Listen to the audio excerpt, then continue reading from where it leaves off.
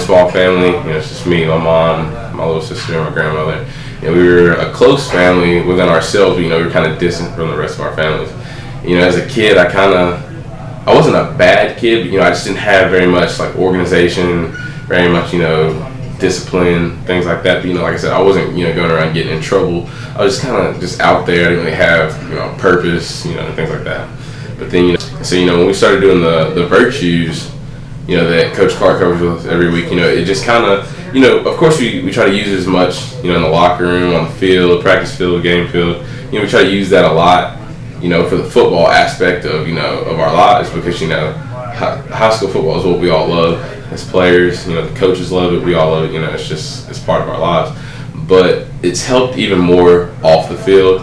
You know, like our virtue of the week this week is, you know, do your due diligence. You know, do whatever it takes. You know, whatever you need to overcome a task.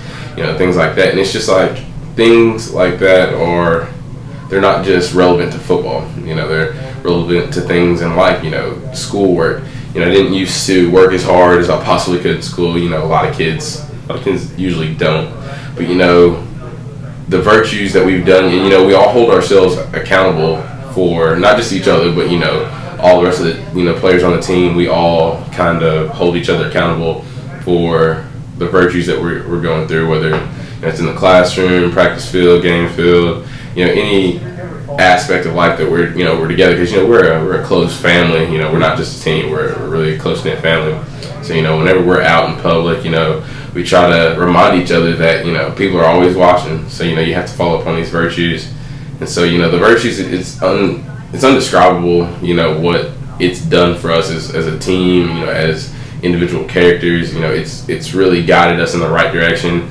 You know, it leads us to focus on the little things in life, not just, you know, football aspects, you know, how you're, you know, we really try to focus on how you're seen as a person and not just a football player. So, you know, it kind of helps us in that aspect. And, you know, it's something that you can carry on in the future, you know, whether it's playing college football or, you know, getting another job in the real world, or, you know, going off to college, whatever you choose to do in your life. You know, these virtues that we've gone over and we've talked about, they're just, it really helps build a foundation for what you're trying to do, you know, for the rest of your life. You know, my running backs coach, Coach Smoot, you know, he's definitely been my, you know, my father figure first and foremost. Because, you know, my dad, you know, growing up, he wasn't really a part of my life. And so, you know, whenever I came here, you know, he started coaching me. You know, we instantly clicked. You know, we're kind of like the same person. You know, when we butt heads a lot because of that, you know, we're the same type of person. You know, we're both kind of hard-headed, but, you know, first and foremost, he's, you know, taking me under his wing. You know, it's just little things that he's done for me. You know, not even revolving around coaching. You know, it's whether it's, you know, giving me rides home after practice, or, you know, giving me advice here and there, helping me out with schoolwork. You know, it's unlimited, the things that he's done for me. But he's really the only father figure that I've ever, you know, come to know. But he's just, you know, he's done unbelievable things for me. You know, he's helped me not just become, you know, a great football player, but he's, you know, I feel like I wouldn't be the person I am today. Not just the player, but the actual person I've become. I feel like I wouldn't be that person without him.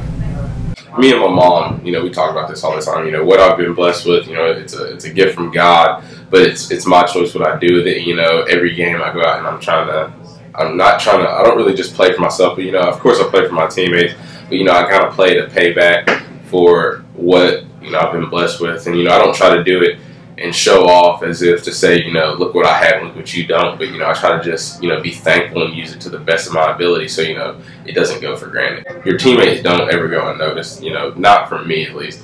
You know, it's not 1 on 11 out there. You know, I have, you know, great teammates that help me out every single play. You know, I don't ever look at something I've done on the field and be like, man, you know, I really made a great play. You know, we all made a great play together. You know, it's not, like I said, it's not 1 on 11. You know, there's 10 other great guys out there that, you know, put everything on the line just as much as I do, if not more. And, you know, it's not an individual. I don't try to think of individual accolades or awards that I can, you know, receive. You know, the ultimate thing when it comes to football is just the team goal. You know, we want to win a state championship. So, you know, I don't sit here and think, well, man, I'm this great player. You know, I can do this, I can do that. You know, it doesn't really matter to me. You know, I can tell what I can and can't do, but, you know, what we do as a team is much more important to me.